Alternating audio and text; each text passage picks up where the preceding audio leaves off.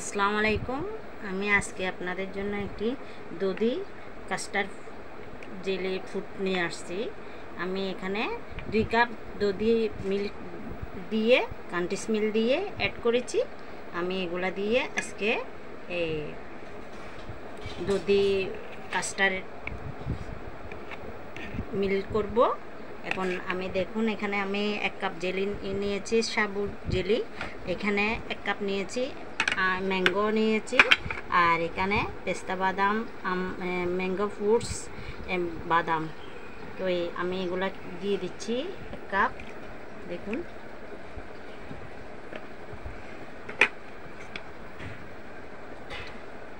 এগুলা দিয়ে দিচ্ছি। দেখুন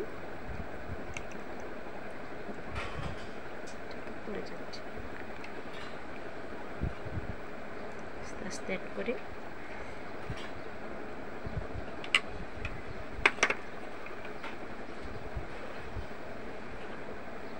দেখুন আমি এখন আমগুলো দিয়ে দিচ্ছি আস্তে আস্তে।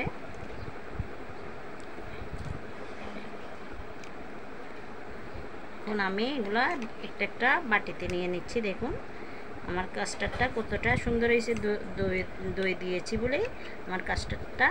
দেখুন custard jelly food mango custard.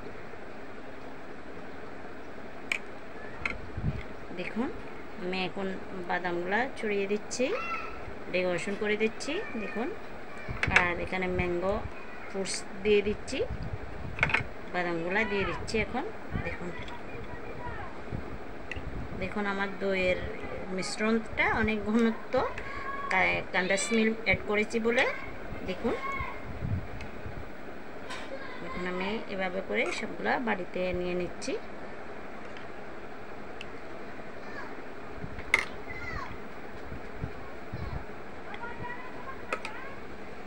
দেখুন আমার এখানে কনডেন্স মিল্ক দিয়ে দিচ্ছি, তো সেই জন্য ঘনত্বটা বেড়ে গেছে।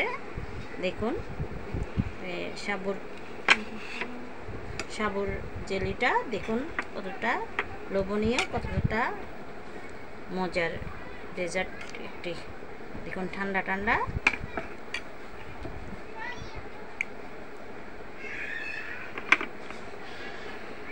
দেখুন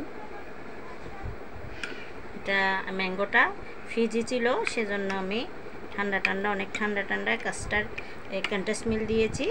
আমার এটা অনেক লোভনীয়, দেখুন অনেক সুস্বাদু মজার একটা ফ্রুটস। দেখুন আমি এগুলা আরও রয়ে গেছিলো দিয়ে দিচ্ছি। দেখুন আমার এটা কত সুন্দর একটা কাস্টার্ড ডেজার্ট ফ্রুটসের। দেখুন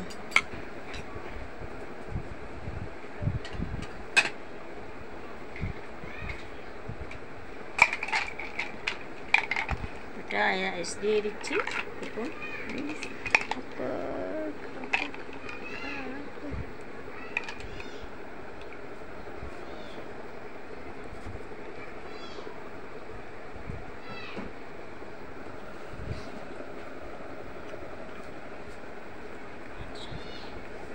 দেখুন আমার এটা অনেক সুন্দর লোভনীয় একটি মজার সুস্বাদু ডিশ।